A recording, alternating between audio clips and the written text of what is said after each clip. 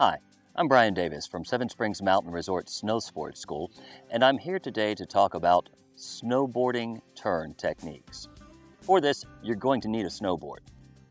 Turn techniques on snowboards can basically be addressed by breaking down the turns into 4 groups or families of turns, each of 2 types of turns.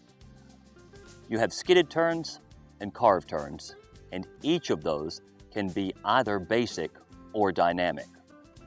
Skidded turns are defined as turns where the tail of the board does not follow the same path as the tip of the board.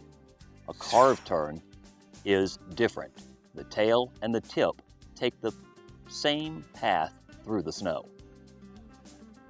To apply dynamic versus basic to each of those turns, you can use the definitions of the body following essentially the same path as the board, or the center of mass following essentially the same path as the board on a basic turn, and the center of mass following a significantly different path than the board on a dynamic turn.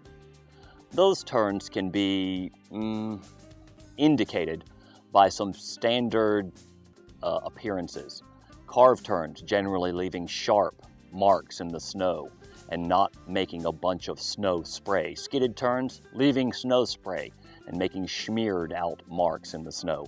Dynamic turns marked by very much activity in the joints of the body, the legs, the ankles, and the hips being very, very bendy and very flexible. And basic turns may be looking slightly more rigid and maybe looking like the body and the board are really one uniform hunk of material that all moves in the same place at the same time.